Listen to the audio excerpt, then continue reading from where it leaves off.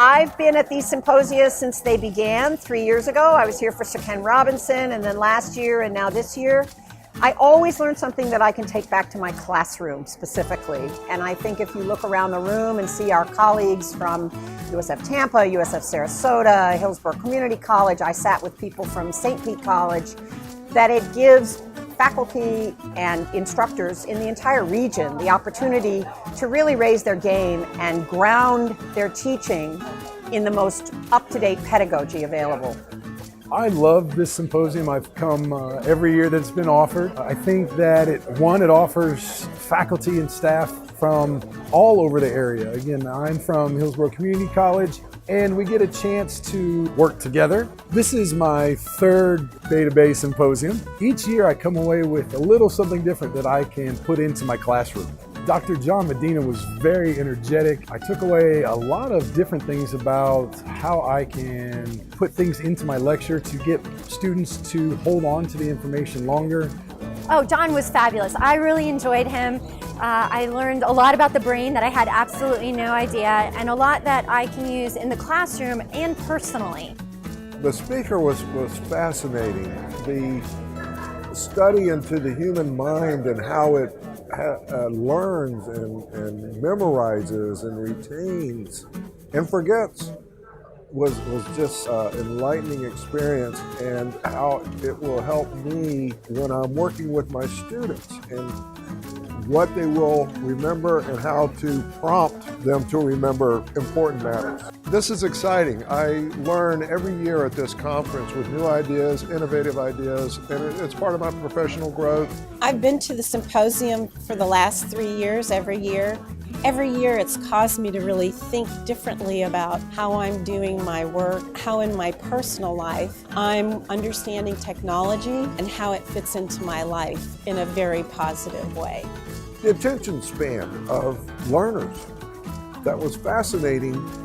And when learners are wavering after 10 minutes per se, as he referenced, sometimes we have a tendency to try to push harder, but we're losing their attention. It's just a natural occurrence. It's not the student, it's not the instructor, it's the way things are, and some techniques to pull back their attention, which he was actually modeling, and we didn't know it until later.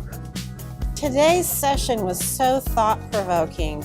Most of my classes are online, and so trying to take this information about 10-minute chunks and think about how I organize my information. I already do a lot of that, but one thing that he said that I'm thinking about is he talked a lot about what to do at the beginning to get people's attention and get people engaged, and I don't think I do enough of that. I think I kind of launch into content more readily. So I need to work on that, and one way I can do that is by telling stories. I think not just with students, but with any learners. I think it's so applicable. He is such a genius in the workings of the human mind and understanding what it takes to retain memory. He's an expert in the field, and I've heard of his other works from other people. This symposium just brought such thought partnership to the St. Petersburg area from Bay to Bay, including people from Tampa and Sarasota, Manatee.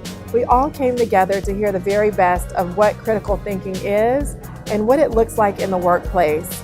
Any company, any organization, let me put it that way, who does any kind of training or encourages internally its employees or its students to learn can certainly benefit by the most up-to-date pedagogical research and thinking about what best practices are most effective in catalyzing learning that will really make the organization more productive. These symposiums are so important to faculty to develop themselves professionally.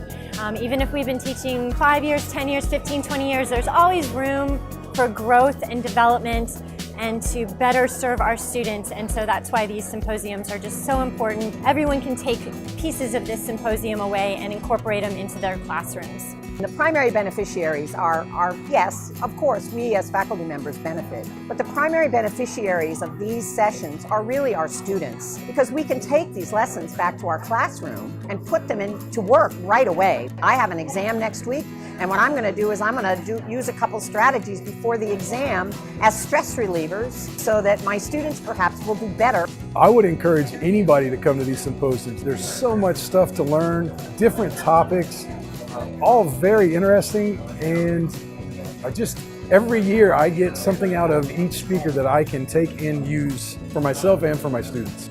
I would say you just keep coming to these symposiums. This is my third one.